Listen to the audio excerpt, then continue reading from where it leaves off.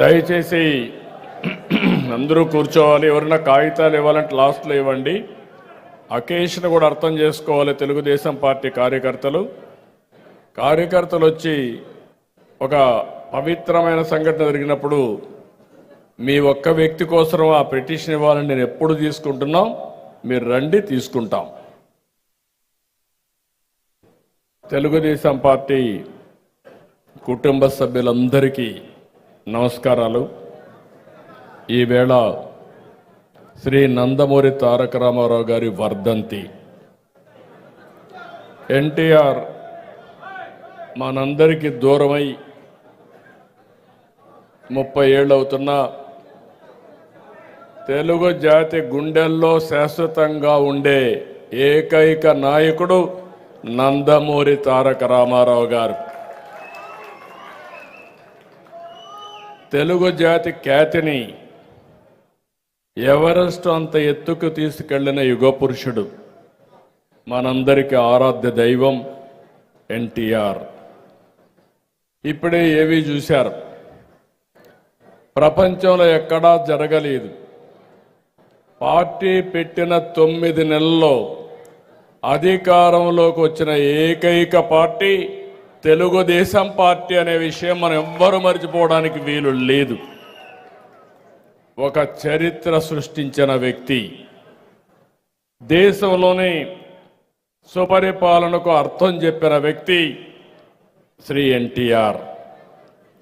తెలుగుదేశం పార్టీతోనే అంతవరకు మీరు చూస్తే రాజకీయం అంటే ఏదో పరిపాలన తూతూ మంత్రంగా పరిపాలన చేసి అలవాటు నేర్చుకున్నప్పటి నుంచి ఎన్టీఆర్ వచ్చిన తర్వాత పరిపాలనకు నిజమైన అర్థం చెప్పారు. సంక్షేమ కార్యక్రమాలు, అభివృద్ధి కార్యక్రమాలకు నాంది పలికారు. సమాజం కోసం, అందరికీ న్యాయం కోసం బడుగులు, విద్యావంతులకు టికెట్లు ఇచ్చి రాజకీయాల్లో, పాలనలో ఎన్నో అవకాశాలు కల్పించారు. ఆయన రాకమునుపు మీరు ఒక్కసారి చూస్తే రాజకీయాల్లో ఉండే ప్రతి ఒక్కరు కూడా చదువుకోని వ్యక్తులు, ఓనుమాలు లేని వ్యక్తులు, వేలిముద్ర వేసే వ్యక్తులుంటే కాదు, అన్ని వర్గాల్లో చదువుకున్న వారిని సమర్థవంతులను రాజకీయాల్లోకి తేవాలని ఆలోచించిన ఏకైక నాయకుడు భారతదేశంలో ఎన్టీ రామారావు గారు. అందరికీ సామాజిక న్యాయం చేయాలని ముందుకు పోయిన వ్యక్తి ఎన్టీ రామారావు గారు. ఆ రోజు ఒకటే నినాదం, తెలుగు జాతి ఆత్మ గౌరవం. రెండోది, పేద ప్రజల అభ్యున్నతి లక్ష్యంగా ఆయన పరిపాలన చేపట్టారు. ఈరోజు మనందరికీ తెలుగు రాష్ట్రం వచ్చిందంటే